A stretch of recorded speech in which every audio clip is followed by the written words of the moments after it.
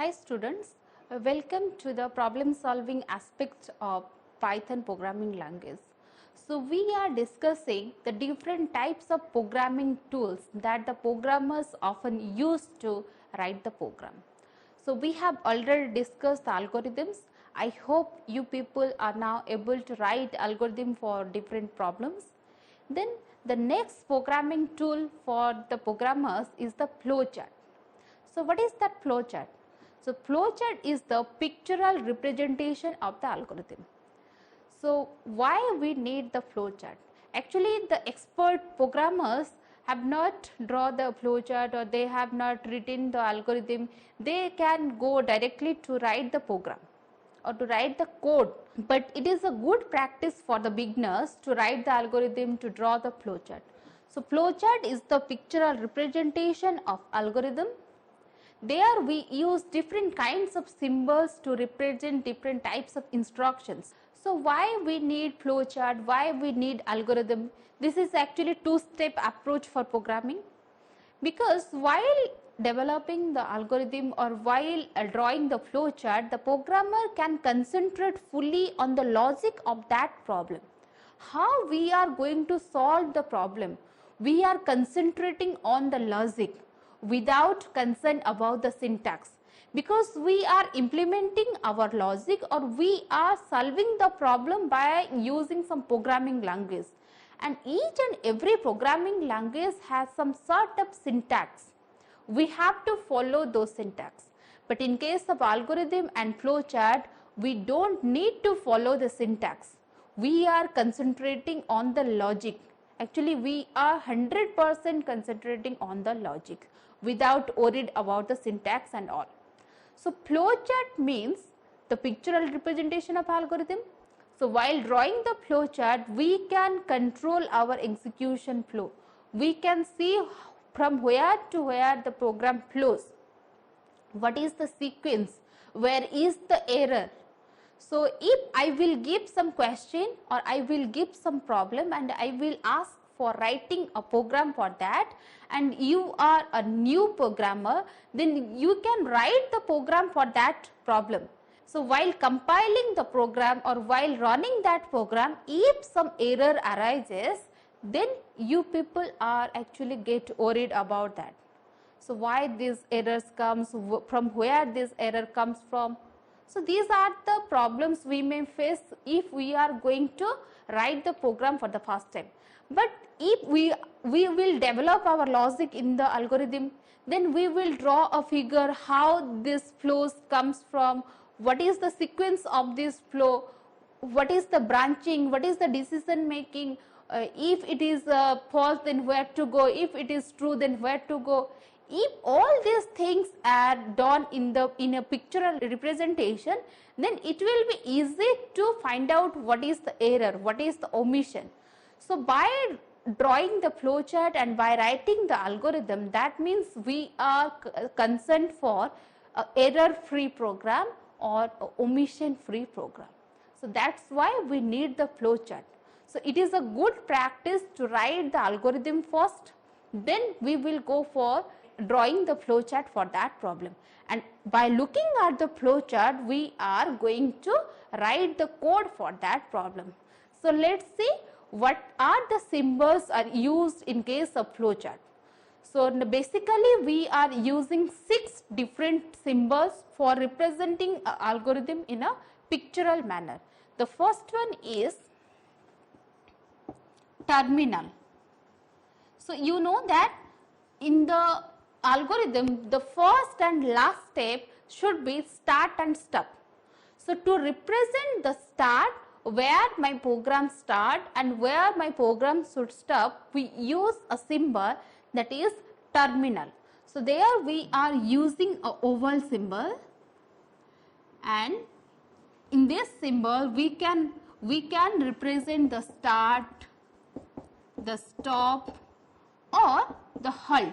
That means where my program halt, that is a vast thing, that means where exception arises and all. So or interrupt arises, so we have to halt our program for some moments. So there we can also use this terminal symbol.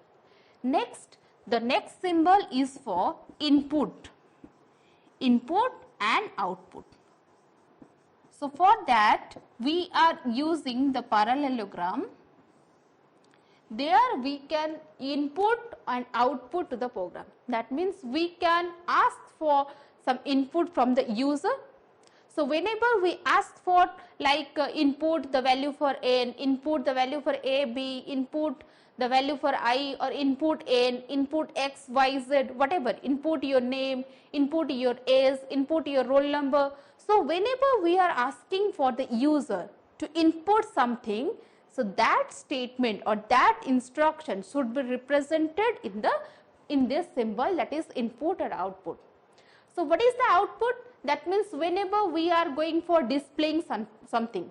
In our last video lecture, when we are writing the algorithm for factorial, there we need a number. That means we are asking the user to give a number, that is n. For the n, we are going to calculate the factorial. Then after calculating the factorial of n, then we are going to display the factorial value of n. So the display the factorial of n is the output. That means we are giving, or the program is giving some output to the user. So in that case also we are using this symbol.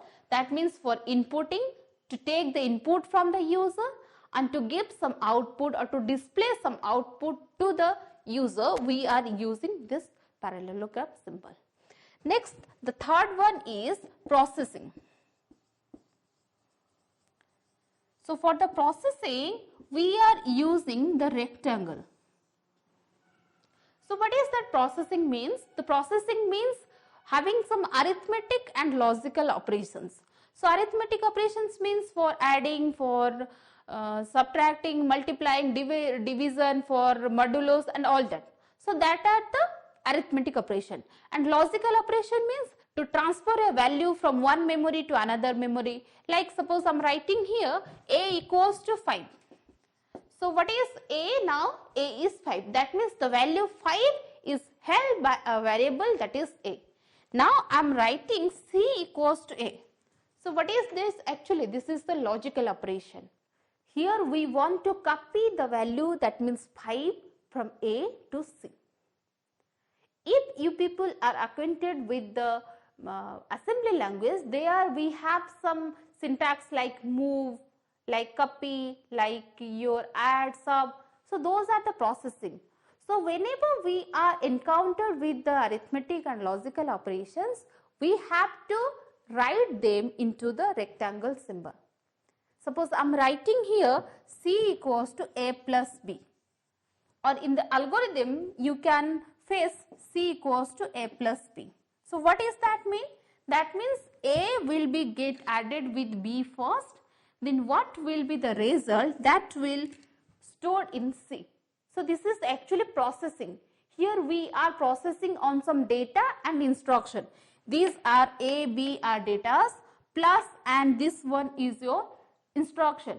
We have to add a and b, then we will transfer the result to the c. So that is processing. So whenever we are encountered with this type of processing or this type of instruction, we are going to write them in the processing symbol. So next we have the decision. The decision statement, that means the diamond symbol. So in the decision statement, that means when we have to ask something. So whenever we want to compare two variables, there we ask is A is greater than B. That means we are taking some decision. If A is greater than B, then we will say A is greater.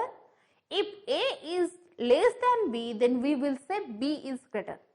So there we are asking something, or we are asking some question, and depending on the answer or depending on the decision, we have some different statements. So for asking something or for taking some decision, we have to use this symbol. So this is a decision symbol where there should be some exit path. So let's see how we are using this decision symbol in our flowchart. So suppose we have a two-way branching system. That means suppose I am asking here I equals to 15. Is I equals to 15? What I am asking? I am asking is I equals to 15? Then there will be two possible answers, that means yes or no. Either the I will be 15 or the I will not 15. So we have two branching or two exit paths that depends on the decision, that means yes or no. If I equals to 15, then we will go for this path. If I is not equals to 15, then we will go for this path. So this is called as two-way branching. Like that, we have three-way branching and the multi-way branching. So what is the three-way branching? Suppose I am asking here, compare A and B. What I am asking for? I am asking for compare A and B. So what are the possible exit path? Either the A will be equal to B, that means A and B will be same, or the A will less than B, or the A is greater than B. So we have three options. The A and B will be same, A may be less than B, or A is greater than B. So we have three options. The first one is if we will counter with A equals to B, or A is less than B, or A is greater than B. So here we have two options. Is I equals to 15? Either the I will be 15 or I is not equals to 15. Yes or no? But here we want to compare A and B. The A may be same with B, the A less than B, or the A is greater than B. So we have three exit paths. So we can call this as three-way branching. So what is that multi-way branching? Suppose I am asking for to printing all the vowels. So there we need to use the switch case. That means there we have multiple exit paths. So we can ask for what is the character. Suppose the user entered a character. So we will ask for what is that character. Then we have the possible exit paths, like if the character is A, then we can go for printing the A. If the character is E, then also we can go for printing the E. Then if the character is I, then also O and U. And if the character is other than this, then we will go for another statement. There we can mention other. So this is a multi-way branching. Here we have multiple exit paths. So this can be called as multi-way branching. We are having multiple exit paths. The decision statement can be used in the diamond shape, and we should define what are the possible exit paths from the decision. So you should remember the decision statement can be written in the diamond symbol, and we should define the possible exit paths for that statement. Next, the fifth one is our flow lines. Flow lines means what? This means from top to down, maybe from bottom to top, the left to right, the right to left. So these are four flow lines that will give us the idea of the execution flow. How the execution flows from one statement to another statement. How we are going to repeat the statement. How we are taking the decision. How my program flows from one line to another line. So this flow line will give us some idea about that. And the last one, the sixth one is connector. So why we need these connectors? The connector may be used for when we are solving a large problem or when we are solving a complex problem, there we may need different pages for drawing the flowchart. The flowchart may exit from one page to another. So when my flowchart will exit from first phase to second phase, there we need some connectors to connect or to relate those two flowcharts. The first flowchart may be on the first phase, the second flowchart may be on the second phase or on the third phase. So we have to connect them, we have to relate them. There we need the connectors. When we will go for drawing the flowchart having some example, there we will use the connector and you will better understand this. So let's solve some problems in case of flowchart. Let's do a simple flowchart for adding two numbers. So where to start? We have to use the terminal. So there we have to start our flowchart. Then after getting started, we will have some input from the user. So there we need to input symbol. So what we need? We need input A and B. So here we are asking the user to input the value for A and B. So my program flows from start to input. Then after getting the input, what we are going to do? We are going to adding this value A and B. Then we will store the result into C. So C equals to A plus B. So what is this? Is this tag? No. So we can use the terminal here. Is this the input? No. So we cannot use the input symbol here. So is this a decision? No, this is not a decision. So we are not using the decision here. So what is this? This is processing. So we have to use the processing symbol. And my program flows from input to the processing, that is C equals to A plus B. So after having the result in C, what we are going for? We should display the C value. So that means we are going for outputting. So we should use the output symbol. There you can write display C. So my program flows from this. So after displaying the C, we have solved our problem. So we need to stop there. So for the stop, we also use the terminal symbol. So there we have to stop.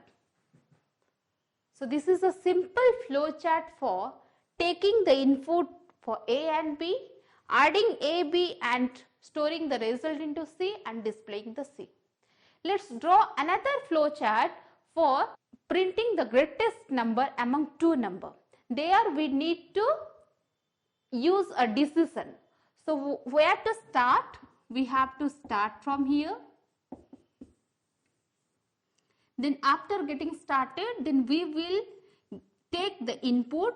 That means we are going to take the input for A and B and we have to compare the A and B. So after getting the input for A and B, we have to compare the A with B. Is A is greater than B? So there we should use a diamond symbol or decision symbol for comparing A and B. So we have to use the diamond symbol. There I am asking if A is greater than B. If true, if yes, then we will go for printing the A, because our problem is to print the greatest number. So if true, or if you can write here if yes, then we will go for printing what? Printing or display A, because here I am asking A is greater than B and this is the exit path for true. So if A is greater than B, I will display A. If false, that means, or if no, that means A is not greater than B. So which one is greater? Obvious the B is greater. So we need to display here